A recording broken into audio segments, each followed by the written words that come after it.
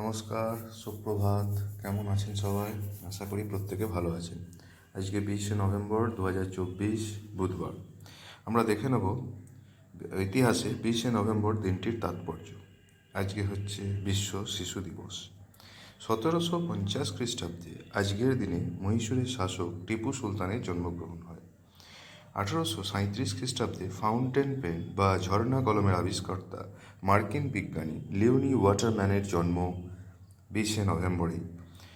1901 খ্রিস্টাব্দে 20শে নভেম্বর কুম্ভ মেলার প্রাক্তন প্রেসিডেন্ট তথা নিম্বার্ক সম্প্রদায়ের যোগ সাধক, দার্শনিক ও ধর্মগুরু ধনঞ্জয় দাস কাঠিয়া বাবার জন্ম হয়।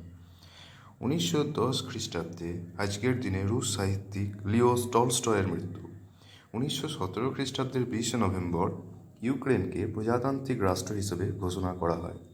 1920 খ্রিস্টাব্দে আজকের দিনে অভিনেতা কালী বন্দ্যোপাধ্যায় জন্মগ্রহণ করেন। 1939 খ্রিস্টাব্দের আজকের দিনে লোক সাহিত্য বিশারদ ও বাংলা সাহিত্যের ইতিহাসকার দীনেশচন্দ্র সেনের মৃত্যু। 1945 খ্রিস্টাব্দের 20শে নভেম্বর নুরেমবার্গ আন্তর্জাতিক বিচারালয়ে ন্যাৎসি যুদ্ধ অপরাধীদের বিচার শুরু। 1966 খ্রিস্টাব্দে আজকের দিনে অভিনেতা ও পরিচালক সুমন মুখোপাধ্যায় জন্মগ্রহণ করেন। 1969 খ্রিস্টাব্দে আজকের দিনে অভিনেত্রী শিল্পা শিরোদকরের জন্ম। 1976 খ্রিস্টাব্দের 20শে নভেম্বর অভিনেতা তুষার কাপুর জন্মগ্রহণ করেন। 1985 খ্রিস্টাব্দে আজকের দিনে প্রথম polygraph personal computer operating system হিসেবে মাইক্রোসফট উইন্ডোজ 1 আত্মপ্রকাশ করে।